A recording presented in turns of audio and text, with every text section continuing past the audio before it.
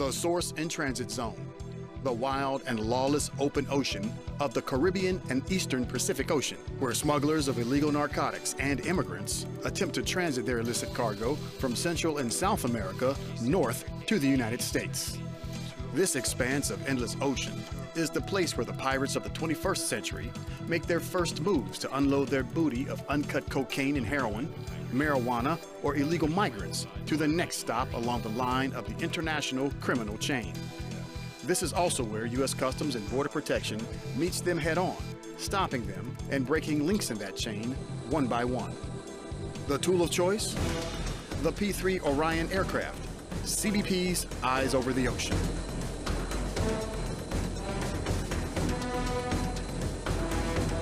We're in the heart of the hunting ground, per se, of looking for drug runners. This location offers us a great opportunity to be able to go out, prosecute, be able to come back, refuel, go back out if necessary. Most of the conveyances we follow nowadays are going to be surface conveyances, either small vessels, high-speed vessels, so we call them go-fast. They're modified fishing boats, 2, 3, sometimes even single engines. We could be chasing a semi-submersible, which is one of these tall-boat Ertsas submarines that they'll have out. We can have a fishing boat with that, or we could be chasing a tanker or a container ship.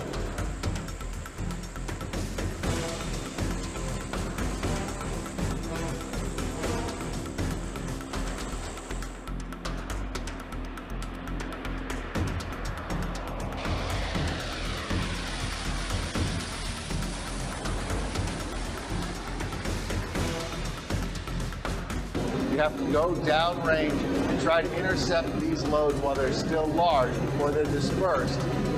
We're the best asset for that. People on this airplane have been doing this job for years and decades. It's what we do all the time. It's what we're really good at.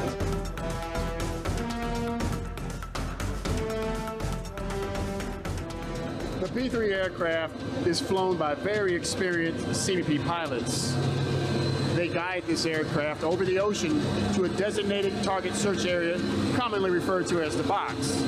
And behind them is a massive array of sensoring equipment, which is the technological heart of the P-3 mission.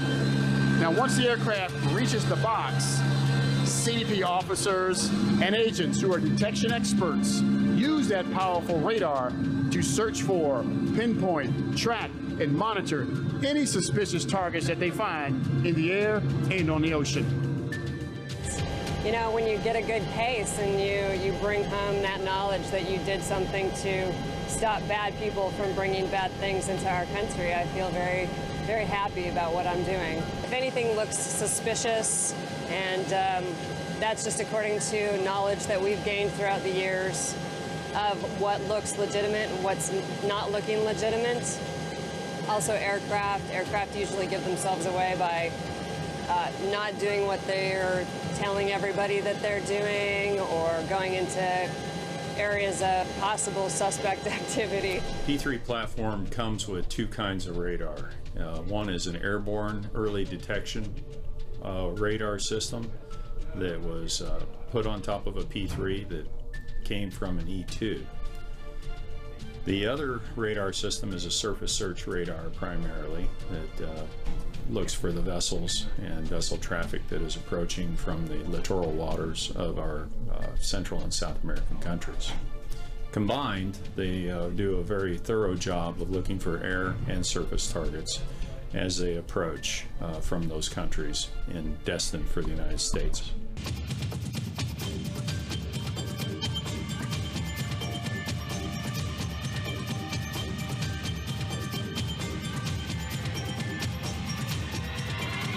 This airplane and its sister ship have the ability to patrol thousands and thousands of miles of open ocean on any given flight. During the 8 hours that we'll operate today, we'll transit well over 1,000 miles and be in both the Caribbean and in the Pacific hunting for narcotics. The farther away from America we can stop these, the more difficult we can make it for the people who want to bring that up here.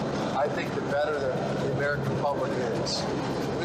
We're the most capable platform for taking this fight long, well south, and long away from our shores.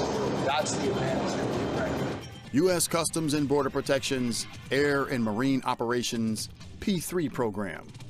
Watching, stopping, and protecting the United States of America 24/7. Hello everyone, my name is Agent Vicente Paco with the Tucson Sector Public Affairs Office. Today is our Border Safety Initiative event, a campaign that started in 1998 in an attempt to reduce deaths and increase awareness. We're going to be doing a 3-mile walk with members of the media, non-government organizations, and different consulates. They're going to be able to see firsthand some of the dangers immigrants face when they cross the border illegally. So continue to follow us on Twitter for updates related to this event. Hello again.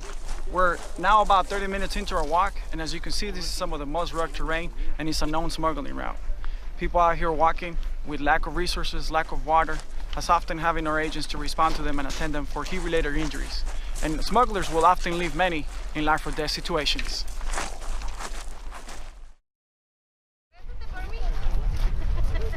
We're wrapping up our hike, and after walking for about 3 miles, many had a hard time keeping up. This is only a short walk compared to what immigrants often face, and smugglers will abandon those who are injured or can't keep up, as death is a harsh reality to those who come across the border illegally and put their hands in the life of smugglers. We're going to be hearing speeches here pretty soon from Acting Chief Patrol Agent Felix Chavez and distinguished guests who have a vested interest in increasing awareness to reduce deaths, as one is one too many.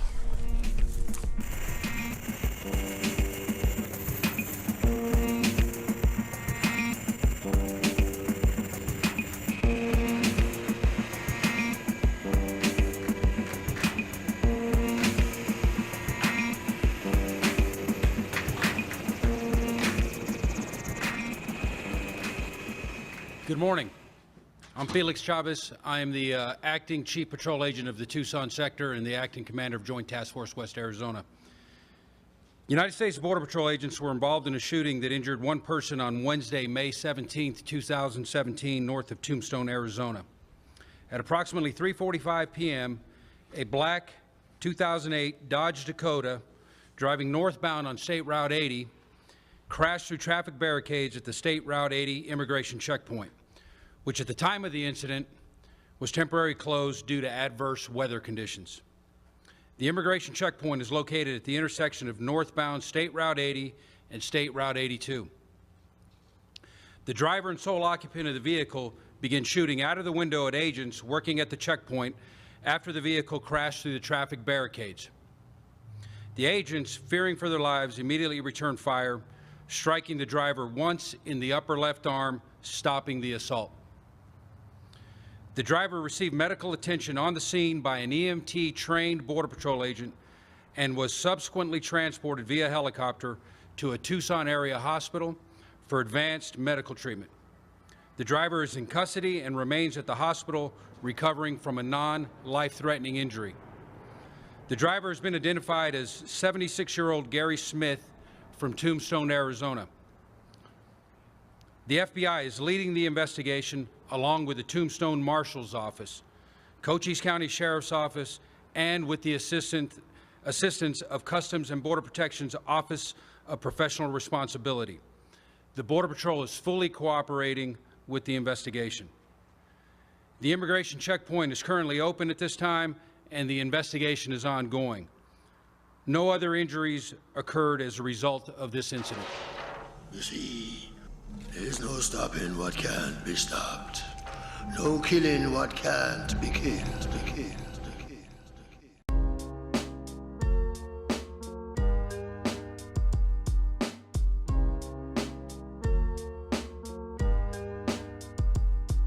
Yo, say what you say, but we got this lock. Tell your mans on the block that we rock the spot. Get your chick off the jock if you ready or not. Show what you got, we top notch and we won't stop. Yeah, it go 1 for the money and 2 for the show. Let the truth be known, I'm 39 years old. Beef that's old, you could keep that though. If it's beef in the summer, let it simmer till it snow. Then I come back at them like, oh, here I go again. This is nothing new to me for that matter, or new to them. And when I say them, I'm talking about my niggas doing this. Same shit I'm doing, don't get it twisted, we moving to the top through them sharks on the front line. How I run mine's different from your dumb rhymes. So save the punchlines, calm when it's crunch time. Gone in my brain when you see me at my lunchtime. Rather it be fun time.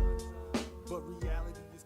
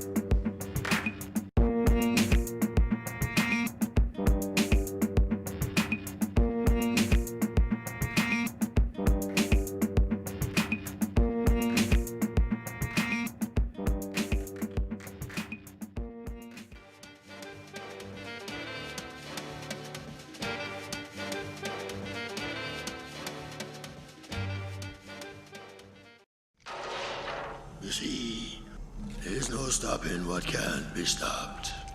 No killing what can't be killed.